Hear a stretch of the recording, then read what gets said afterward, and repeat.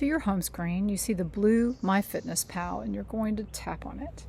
Now, the first thing I want you to notice is down at the bottom is the main menu where you can navigate.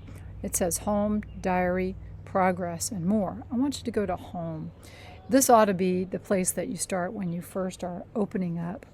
And the basic way to begin using MyFitnessPal is actually to start by just logging your meals with a diary. So if we look down at the bottom and we tap on Diary, you'll see that there's a place where you can add whatever you eat to your meals, okay? So for instance, your first meal, and up here, my first meal says, 4 ounces, 113 grams of protein.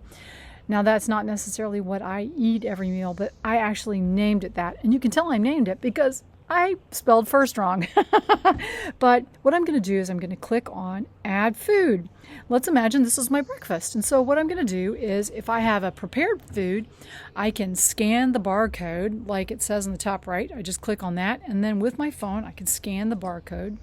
Or I can search for a food by just going up here and I can tap in whole wheat bread. Like say I've had a piece of toast or something, and let's just search for that.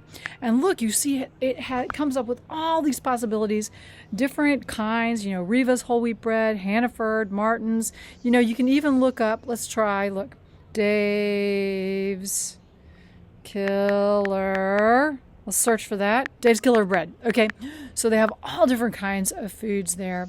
And then let's say I had a slice of Dave's Killer Bread, which I would actually never have for breakfast, right? Because I don't do carbs at breakfast time personally. And then if you scroll down to the bottom, it tells you all the information about that food. All right. And so in order to add it, I just hit the check mark, and there you got Dave's Killer Bread, and it tells you what the calories are, etc. Now, it's important. This is to start off. I just want you to track for a week, okay? And I'm also going to tell you about how you can rename your meals. All right, let's say I wanted to rename my meals.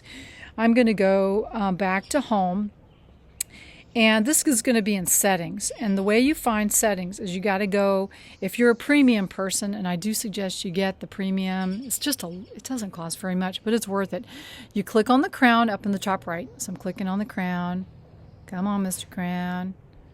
Yeah, there it is. All right. And now I'm going to I'm looking for Settings. Wait, go back. Go to More. Under More is where you get Settings. And down here, you see down towards the bottom, there's Settings.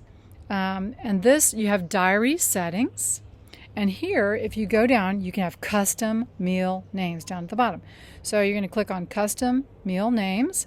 And here, Meal 1, look how right now I've named it. I misspelled it. I can just tap on that, erase that, and I can put breakfast, right? And so this just becomes breakfast, all right? And so you can name your meals whatever you want. And then I'm going to just click check. And now the next time I go into my meals, I'm going to go back to the diary. You see, the first meal is breakfast, all right? So that's a way you can change the names of your meals. Some people just leave them M1, like Meal 1, or Meal 2, Meal 3, Meal 4, Meal 5, Meal 6. But whatever you like. And the important thing is that you track. I don't even want you to try and change what you're doing.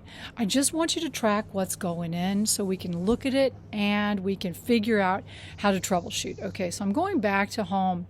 Another thing that is nice is up here, it says once we get you on a plan where you have a certain amount of calories or macronutrients, you can see how much you got remaining. And sometimes people find it's hard to get all of their good food in, so you got to plan ahead. This will help you. All right, you guys, I hope that's been helpful, and I will see you later. Have a good day. Bye.